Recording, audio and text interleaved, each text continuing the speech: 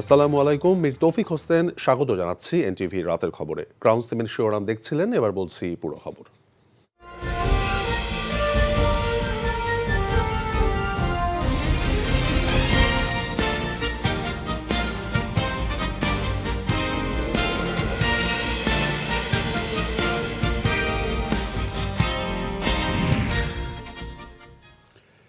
একটি গোষ্ঠী মানুষকে ভোট নিয়ে ভয় দেখাচ্ছে উল্লেখ করে বিএনপি চেয়ারম্যান তারেক রহমান বলেছেন, যারা ভয় দেখাবে তাদের বিরুদ্ধে আইনগত ব্যবস্থা নেওয়া হবে। তিনি বলেন, আগামীর বাংলাদেশ ধর্মের ভিত্তিতে নয়, যোগ্যতার মাধ্যমে প্রত্যেক নাগরিককে মূল্যায়ন করা হবে। ঠাকুরগাঁও, নীলফামারী এবং দিনাজপুরের পৃথক জনসভায় তিনি এসব কথা বলেন। আকাশ আলমগীরের ক্যামেরায় হাসান মাহমুদের রিপোর্ট। টাঙ্গন নদী তীরবর্তী দেশের সবচেয়ে উত্তরের জনপদ ঠাকুরগাঁও জেলার জিলা স্কুল মাঠের ধানের শীষের জনতরঙ্গ ছড়িয়ে পড়ে চারপাশে। বিএনপি চেয়ারম্যান তারেক রহমানের উপস্থিতিতে উচ্ছ্বাসে আছড়ে পড়ে জনসমুদ্রের ঢেউ। এক সময়ের রুটির ছুরি খ্যাত এ অঞ্চলে শস্য সংরক্ষণে হিমাগার নির্মাণ, মেডিকেল কলেজ স্থাপন, বিমানবন্দর চালু সহ বেশ কিছু প্রতিশ্রুতি দেন তারেক রহমান। ঠাকুরগাঁ সহ পঞ্চগড় সহ দিনাজপুর এলাকায় আমরা বিভিন্ন জায়গায় যেখানে যেখানে প্রয়োজন আমরা কৃষকদের উপযোগী করে হিমাগার তৈরি করতে চাই। এই এলাকার মানুষ যাতে আরো ভালো চিকিৎসা পায়, সেই জন্য মেডিকেল কলেজের যে দাবিটি আছে ইনশাআল্লাহ সেটিও আমরা বাস্তবায়ন করব। একইভাবে যারা আইটিতে কাজ করে তাদের জন্য আইটি পার্ক বা আইটি হাব আমরা গড়ে তুলতে চাই, যাতে এলাকার ছেলেরা এলাকা থেকেই তারা তাদের কর্মসংস্থানের ব্যবস্থা করতে পারে।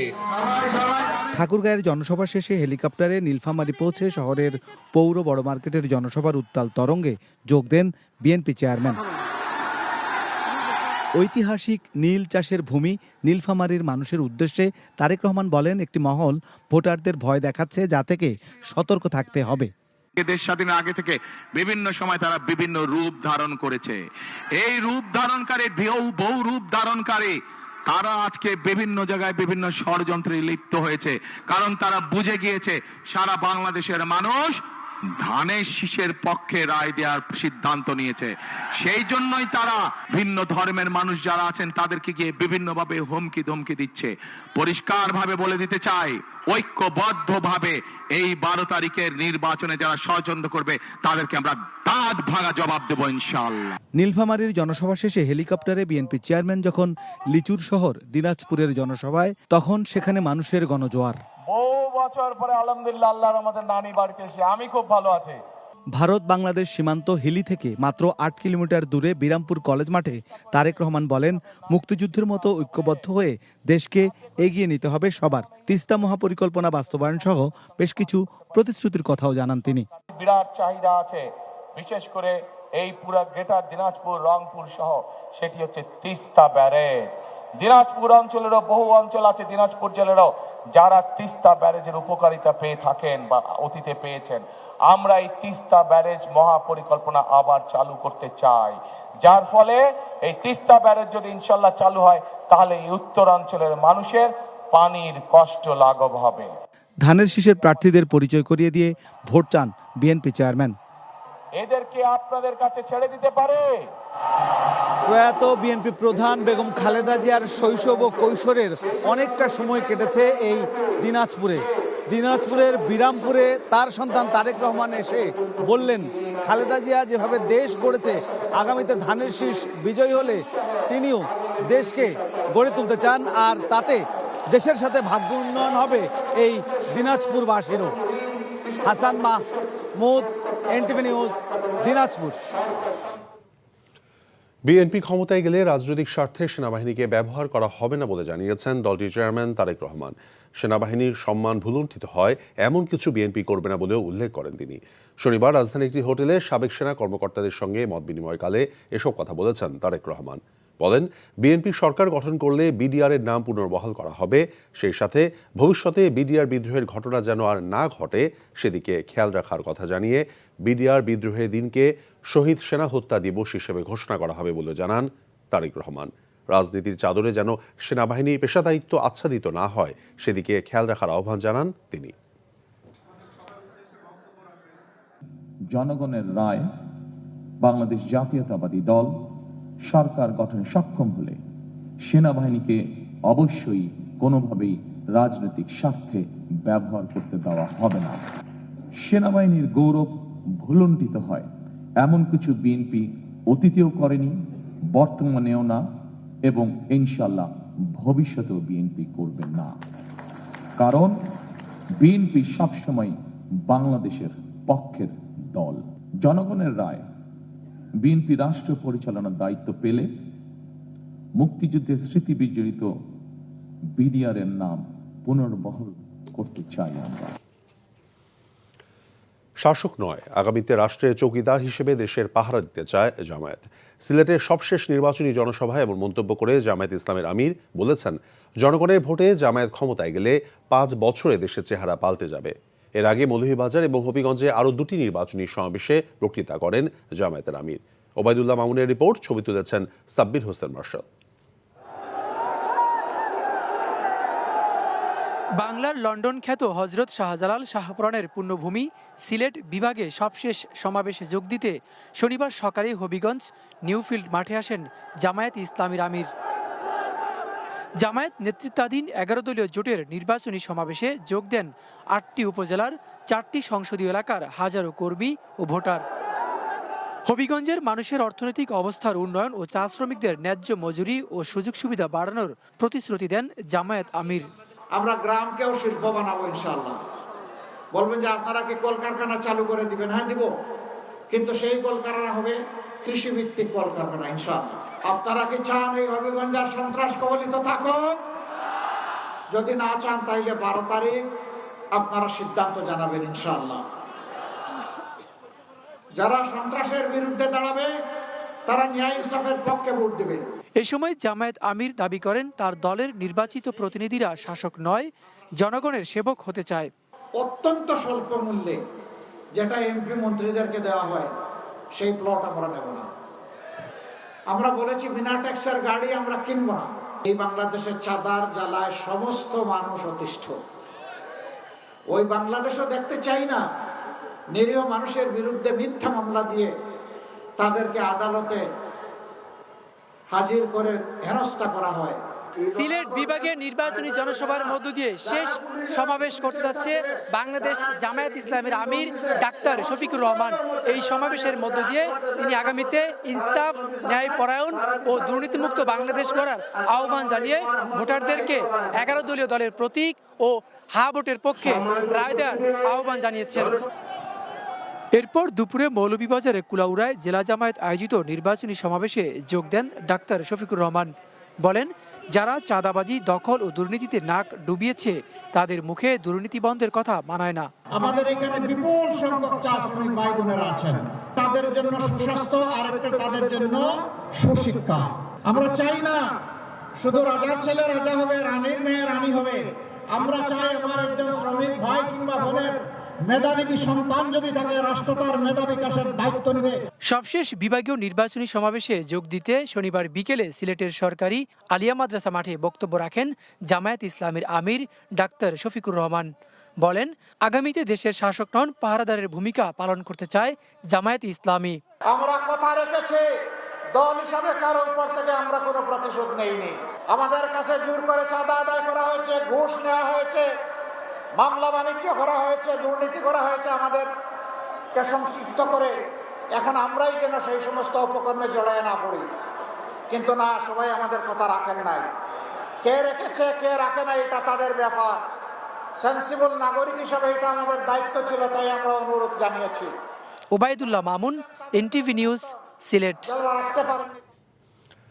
আসন্ন নির্বাচনে বিএনপি এককভাবে সরকার গঠন করতে সক্ষম হবে বলে আশা প্রকাশ করেছেন দলের চেয়ারম্যান তারেক রহমান। বাংলাদেশ জামায়াত ইসলামীর সঙ্গে ঐক্যের সরকার করা হবে না বলেও জানান তিনি। ব্রিটিশ বার্তা সংস্থা রয়টার্সকে দেয়া সাক্ষাৎকারে দলের অবস্থান পরিষ্কার করেছেন তিনি। বলেন, জামায়াতকে সরকারে নয় বরং ভালো বিরোধী দল হিসেবে দেখতে চায় তিনি। শেখ হাসিনার পরিবার রাজনীতিতে ফিরতে পারবে কি না এমন প্রশ্নের জবাবে তারেক রহমান বলেছেন, যদি জনগণ কাউকে গ্রহণ করে, মানুষ যদি তাদের স্বাগত জানায়, তাহলে রাজনীতি করার অধিকার সবারই রয়েছে। How can I form a government with the political opponent? Then who will be in the opposition? a government needs opposition to balance the whole thing, needs a good opposition. I think, I don't know what will be their seat number, but if they are in the opposition, I hope to have them as a good opposition. If someone is accepted by the people, if people welcomes them, anyone is allowed to, anyone is has the right to do politics. নির্বাচন একেবারেই দোরগোড়ায়, তাই শেষ মুহূর্তে প্রার্থীরা গণসংযোগে ব্যস্ত সময় পার করছেন। উন্নয়নে নানান প্রতিশ্রুতি দিলেও ভোটাররা বলছেন প্রার্থীকে বেছে নিতে তারা ভুল করবেন না। সুখে দুঃখে যাকে পাশে পেয়েছেন তার পক্ষে রায় দেবেন।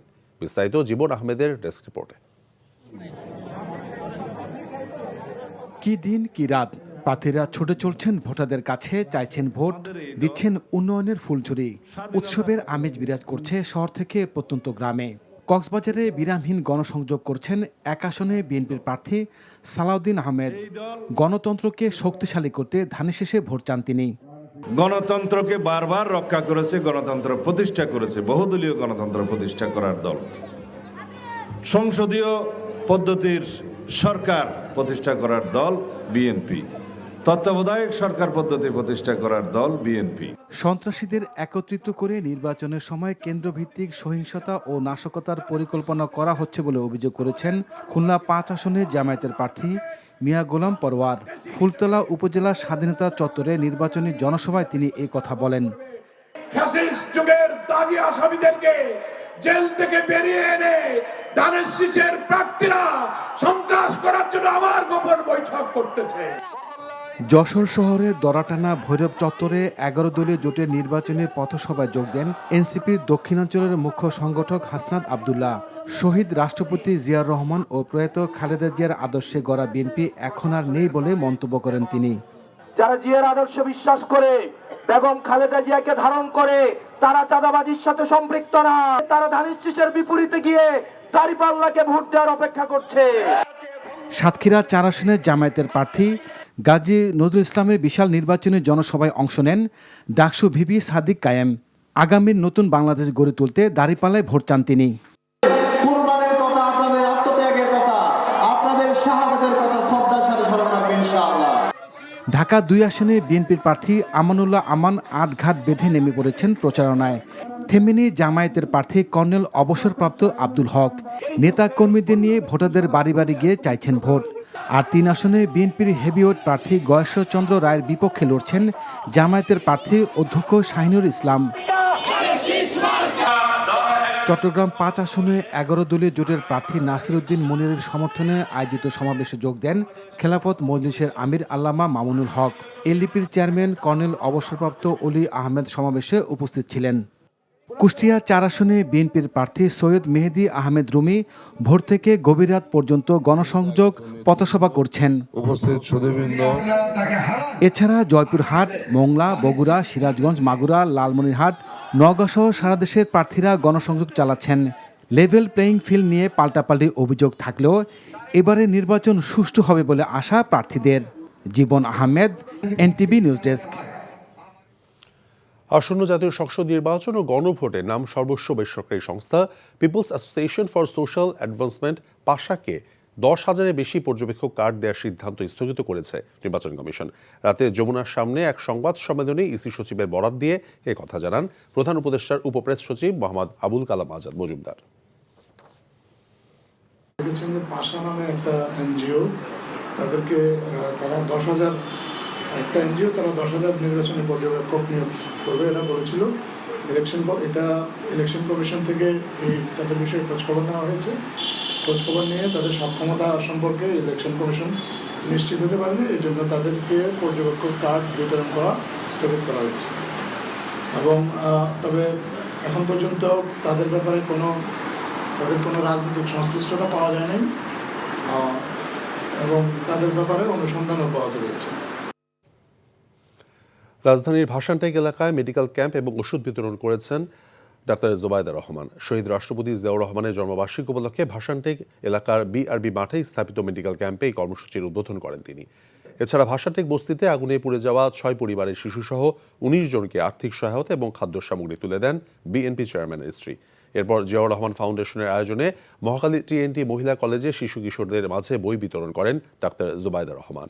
এদিকে দুপুরে ঢাকা 17 আসনে বিএনপি চেয়ারম্যান তারেক রহমানের পক্ষে নির্বাচনী গণসংযোগে অংশ নিয়েছেন তার মেয়ে ব্যারিস্টার জাইমা রহমান। গুলশানে পুলিশ প্লাজা এলাকা থেকে গণসংযোগ শুরু করেন তিনি। গুলশানের বিভিন্ন সড়ক ঘুরে সাধারণ মানুষের কাছে ধানের শীষের পক্ষে ভোট চান তিনি।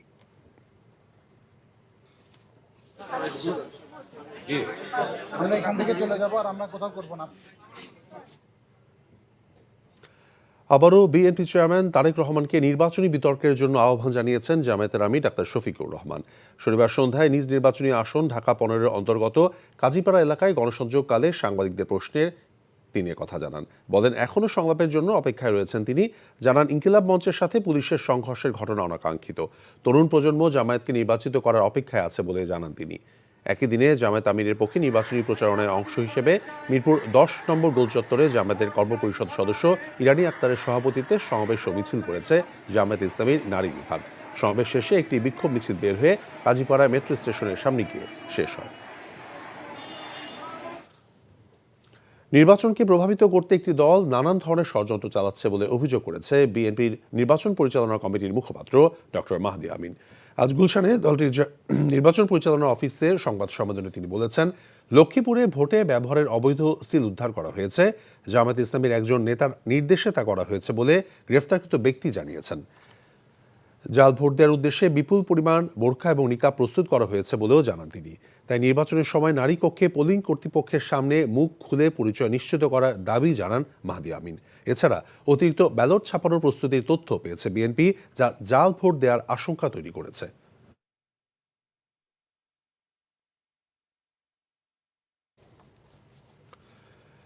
বিএনপি মহাসচিব মির্জা ফখরুল ইসলাম আলমগীর বলেছেন, ভারত পানি বন্টনে এখনো কোনো সুরাহা দেয়নি, অথচ আন্তর্জাতিক আইনে রয়েছে প্রতিবেশী দেশকে ন্যায্য পানির হিস্সা দিতে হবে। বিকালের শহরে জেআর সেন্টারে আস্তাদুল হাবিব দুলু রচিত জাগো বাহে তিস্তা বাঁচাও বইয়ের মোড়ক উন্মোচন অনুষ্ঠানে তিনি কথা বলেন। ফখরুল আরও বলেছেন, আমরা পানির সঠিক হিস্সা পেলে তিস্তা এভাবে মরে যেত না। আমাদের পার্টি থেকে মহাপরিকল্পনার কথা বলা হয়েছে। শুধু ওয়াটার ফ্লো নয়, তিস্তা পাড়ের মানুষের জীবনমান কিভাবে উন্নয়ন করা যায় সে চেষ্টাটা আমাদের করতে হবে। নির্বাচন নিয়ে চাপে নেই কমিশন। আইন শৃঙ্খলা পরিস্থিতি যথেষ্ট ভালো আছে বলে দাবি করেছেন নির্বাচন কমিশনার আব্দুর রহমান এল মাসুদ। রংপুরে এক অনুষ্ঠানে তিনি কথা বলেন। নির্বাচনের জন্য যথেষ্ট সহায়ক পরিবেশ কাজ করতেছে বলে আমরা দৃঢ়ভাবে বিশ্বাস করি। আমাদের সকল returning officer, stand returning officer, আমাদের পুলিশ বাহিনী, আমাদের সেনাবাহিনী, আমাদের বিজিবি, আমাদের আনসার সবাই এখন কমিটেড জাতিকে একটা ভালো নির্বাচন দেওয়ার জন্য। ঢাকা 14, 16 এবং 18 আসনের মধ্যে 18% ভোট কেন্দ্রকে ঝুঁকিপূর্ণ হিসেবে ঘোষণা করেছে আইন শৃঙ্খলার দায়িত্বে মাঠে থাকা সেনাবাহিনী। আজ রাজধানী মিরপুর ইনডোর স্টেডিয়ামে জাতীয় সংসদ নির্বাচন, ঢাকা 14, 16 এবং 18 আসনের সার্বিক নিরাপত্তা এবং নির্বাচনের সামগ্রিক প্রস্তুতি নিয়ে আয়োজিত এক সংবাদ সম্মেলনে এই তথ্য জানান Mirpur camp commander lieutenant colonel SM. Fuad Mastur. তিনি বলেছেন, ঢাকা 14 এবং 16 আসনকে অধিক ঝুঁকিপূর্ণ হিসেবে চিহ্নিত করা হয়েছে। ভোটারদের নির্বিঘ্নে আসা যাওয়ার বিষয়ে সজাগ থাকার কথাও জানান তিনি। বলেন, অধিক ঝুঁকিপূর্ণ, মধ্যম এবং সাধারণ হিসেবে ভোট কেন্দ্র চিহ্নিত করে সেই হিসেবেই ব্যবস্থা নেওয়া হচ্ছে। বিএনপি এবং জামায়াত ইসলামী নির্বাচনী ইশতেহারের প্রতিশ্রুতির ফুলঝুরি থাকলেও সেগুলো কতদিনে বাস্তবায়ন হবে এবং তা কিভাবে ইতিবাচক পরিবর্তন আনবে তা স্পষ্ট করা হয়নি বলে মনে করেন রাজনৈতিক বিশ্লেষকরা। ইশতেহার বাস্তবায়নে কাজ না করলে রাজনৈতিক দলগুলো থেকে জনগণ মুখ ফিরিয়ে নিতে পারে বলে মন্তব্য করেছেন বিশ্লেষকরা। রিপোর্ট করছেন ফাহাদ মোহাম্মদ। বিভিন্ন রাজনৈতিক দলের সহকর্মীবৃন্দ মানবিক, অন্তর্ভুক্তিমূলক ও জবাবদিহিতামূলক রাষ্ট্র বিনির্মাণের প্রতিশ্রুতিতে 9টি বিষয়ে অগ্রাধিকার দিয়ে নির্বাচনী ইশতেহার ঘোষণা করেছেন বিএনপির চেয়ারম্যান তারেক রহমান। ক্যাম্পেইনিং করেছি, সেখানে আমরা বলেছি। অন্যদিকে 26টি বিষয়ে অগ্রাধিকার দিয়ে 41 দফা প্রতিশ্রুতির কথা তুলে ধরে জামায়াত ইসলামের ইশতেহার ঘোষণা করেন দলটির আমির ডাক্তার শফিকুর রহমান। নির্বাচনের ঠিক আগ মুহূর্তে ঘটা করে নির্বাচনী ইশতেহার ঘোষণার রেওয়াজ বাংলাদেশের 54 বছরের ইতিহাসে আছে। তবে সরকারে যেতে পারলে সেসব প্রতিশ্রুতির কে কতটা পূরণ করলো সেই খতিয়ান দলগুলো দেয় না। জবাবদিহিতার এই রীতি চালু করা উচিত বলে মনে করেন রাজনৈতিক বিশ্লেষকরা। সে ক্ষমতায় গেলে সে কিভাবে সরকারটা চালাবে, হ্যাঁ, সেই ধরনের উপকল্প থাকে এবং এগুলো ম্যাক্সিমামই হলো কমিটমেন্ট, মানে ফুল অফ কমিটমেন্টসগুলো তখনই এগুলো গুরুত্ব বহন করে যখন এগুলো বাস্তবে রূপ লাভ করবে। এটা জাস্ট একটা অর্নামেন্টের মতো, যদিও পলিটিক্যাল পার্টিগুলো এটা করে ট্র্যাডিশনালি এবং তারা দাবি করে তারা এটা বাস্তবায়ন করেছে বা একটা অংশ তারা বাস্তবায়ন করেছে, কিন্তু আবার যারা এটা নিয়ে কাজ করে মনিটরিং করে তারা বলে বাস্তবায়ন হয় নাই, এরকম একটা গ্যাপ আছে। বিএনপি ফ্যামিলি কার্ড, কৃষক কার্ড বিতরণ সহ স্বাস্থ্য, শিক্ষা, খাল খনন, ডিজিটাল অর্থনীতি সহ নানা প্রতিশ্রুতি দিয়েছে। অন্যদিকে জামায়াত শাসন ব্যবস্থার মৌলিক সংস্কারের পাশাপাশি বিশেষ চাহিদা সম্পন্ন শিশুদের জন্য অনুদান ও সেবার পরিসর বাড়ানোর কথা বলেছে ইশতেহারে। এত কিছুর মধ্যে আগামীতে ক্ষমতায় যারা আসবে, দুর্নীতি প্রতিরোধে তারা কি ভূমিকা রাখবে সেটি মুখ্য হয়ে উঠে আসবে বলে মনে করেন তারা। দেশের অর্থনীতিকে আগায় নিতে হলে দুর্নীতিকে রোধ করতে না পারলে অর্থনীতি তো অগ্রসর হবে না। বিএনপি তার ইশতেহারে দুর্নীতির বিষয়টাকে অগ্রাধিকার দিয়েছে, জামাতও দিয়েছে। হ্যাঁ, এখন প্রশ্ন হচ্ছে যে দুর্নীতিটাকে কিভাবে ঠেকাবে। এটা নিয়ে ব্যাপক ভিত্তিক প্রচারণা করা, যাতে করে তৃণমূল পর্যায় পর্যন্ত অর্থাৎ বাংলাদেশের সকল ভোটার জানতে পারে কোন দলের ইশতেহারে কি লেখা আছে। এটা খুব ইম্পর্টেন্ট, এবং ওই জিনিসটা দেখেই যাতে করে ভোটাররা সিদ্ধান্ত নেয় তারা কাকে ভোট দেবে। এরকম একটা কালচার প্র্যাকটিস থাকা উচিত। নির্বাচনী ইশতেহারকে রীতি বা প্রথা না বানিয়ে কথা ও কাজে তা প্রমাণ করার পরামর্শ এই রাজনৈতিক বিশ্লেষক ও নির্বাচন বিশেষজ্ঞের। Fahad Mohammad, NTV news, Dhaka. ঢাকা 17, ঢাকা 15 এবং ঢাকা 11 আসনে বিএনপি, জামায়াত এবং এনসিপি এই তিনটি রাজনৈতিক দলের প্রধানরা নির্বাচনী লড়াইয়ে এগিয়ে আছেন। এছাড়া ঢাকা 13 আসনেও দুই দলের প্রধানদের মধ্যে হাড্ডাহাড্ডি লড়াইয়ের আভাস মিলেছে। ঢাকার এই 4টি আসনের গবেষণা সংস্থা সোচ্চার পরিচালিত নির্বাচনী জরিপের ফলে এমন তথ্য উঠে এসেছে। শনিবার রাজধানীর কারওয়ান বাজারে বিডিবিএল ভবনে সংবাদ সম্মেলনে সংস্থাটির সভাপতি শিব্বির আহমেদ এই ফল বিশ্লেষণ করেন। জরিপে দেখা যায় 42% মানুষ মনে করে বিএনপি চেয়ারম্যান তারেক রহমান পরবর্তী প্রধানমন্ত্রী হতে যাচ্ছেন, আর 34% মতো জামায়াতের আমির ডাক্তার শফিকুর রহমান প্রধানমন্ত্রী হবেন। এই আসনগুলোতে এর আগে কখনোই ভোট দেয়নি এবং 39% ভোটার জামায়াত জোট আর 32% বিএনপি জোটকে ভোট দেওয়ার কথা বলেছেন। চলতি বছরে 30 জানুয়ারি থেকে 3 ফেব্রুয়ারি পর্যন্ত 2000-এর অধিক ভোটারের কাছ থেকে তথ্য সংগ্রহ করে এই জরিপ চালানো হলো। এর মধ্যে 53% পুরুষ এবং 46% নারী ভোটের জরিপে অংশ নেন।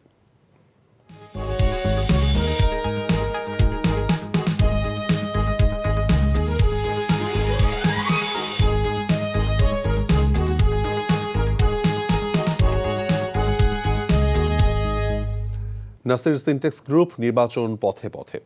সাবেক প্রেসিডেন্ট আব্দুল হামিদের বিলাসী সড়ক এখন কিশোরগঞ্জের হাওরবাসীর গলার কাটা। শত কোটি টাকা ব্যয়ে নির্মাণ করা এই সড়কের কারণে চরম হুমকির মুখে এলাকাবাসীর জীবিকার প্রধান অবলম্বন কৃষি। আগামীতে হাওরের পিছিয়ে পড়া জনগোষ্ঠীর স্বাস্থ্য, শিক্ষা এবং কৃষিকে গুরুত্ব দেবেন এমন প্রার্থী নিয়ে ভাবছে স্থানীয়রা। কিশোরগঞ্জ প্রতিনিধি মারুফ আহমেদকে সঙ্গে নিয়ে ওবায়দুল্লাহ মামুনের রিপোর্ট। ছবি তুলেছেন মোখলেসুর রহমান। সারা দেশের ভ্রমণ পিপাসু মানুষের চিত্ত বিনোদনের অন্যতম খোরাক কিশোরগঞ্জের ইটনা, মিঠামইন, অষ্টগ্রামের হাওরের বুক ছিঁড়ে গড়ে তোলা এই সড়ক, যার দৈর্ঘ্য 30 কিলোমিটার আর এর নির্মাণ ব্যয় 847 কোটি টাকা। প্রতি কিলোমিটার নির্মাণ খরচ 28 কোটি 33 লাখ টাকা। এমন বিলাসী প্রকল্প বাস্তবায়ন করা হয়েছে সাবেক প্রেসিডেন্ট আব্দুল হামিদের বাড়িতে যাতায়াতের জন্য। হাওরের মাঝখান দিয়ে এমন দীর্ঘ বাঁধ তৈরি করায় বিপাকে পড়েছেন এলাকাবাসী, কারণ তাদের জীবিকার একমাত্র অবলম্বন কৃষি এখন হুমকির মুখে। একই সাথে প্রাকৃতিক বিপর্যয়ের পথে এলাকার পরিবেশ ও প্রতিবেশ। 15 বছরে এখানে ব্যয়বহুল দৃষ্টিনন্দন সড়ক ছাড়া হাওর অঞ্চলের মানুষের ভাগ্যে তেমন কিছুই জোটেনি বলে জানিয়েছেন এলাকাবাসী। প্রাকৃতিক কারণে এখনও তাদের যাতায়াতের মাধ্যম নৌকা, ফেরি আর লঞ্চ ও ট্রলার। কিশোরগঞ্জ যাইতে হইলে অনেক রেট হয়, 2-3টা ফেরি পার হইতে হয়। এটা যত যোগাযোগ ব্যবস্থা অনেক ভালো হয়, এটা আমরা চাই। হাওড়া লোকে আমাদের সর্বসমস্যা হচ্ছে কৃষি। ভালো কোনো স্কুল, ভালো কোনো ভার্সিটি এগুলো নাই। শিক্ষার দিক দিয়ে আমাদের হাওড়া এলাকা অনেক পিছনে রয়ে গেছে। আগামী ত্রয়োদশ জাতীয় নির্বাচনে কিশোরগঞ্জ 4 আসনে ভোটাররা শহরের সাথে সহজ যোগাযোগ ব্যবস্থা ও স্বাস্থ্যসেবার নিশ্চয়তা চান। আমাদের শিক্ষার অবস্থা উন্নত করা, আমাদের হসপিটালে ঠিকমতো ডাক্তার পাওয়া যায় না, ডাক্তার যদি ঠিকমতো থাকে তাহলে আমাদের সাধারণ জনগণের লেগে উপকার হয়। আসনটিতে বিএনপির প্রার্থী তুমুল আলোচিত ও সমালোচিত ব্যক্তি অ্যাডভোকেট ফজলুর রহমান। তার প্রধান প্রতিদ্বন্দ্বী হিসেবে মাঠে আছেন 11 দলীয় জোট প্রার্থী জামায়াতের অ্যাডভোকেট রোকন রেজা শেখ। এছাড়া মাঠে আছেন 2 জন স্বতন্ত্র প্রার্থী। তবে ভোটাররা তুমুল লড়াইয়ের সম্ভাবনা দেখছেন দাঁড়িপাল্লা ও ধানের শীষের মধ্যে। আমার সাথে যারা ইলেকশন করছে সবাই আমার সন্তানের মতো, কে কোন দল করে আমি এটা চাইও দেখি না।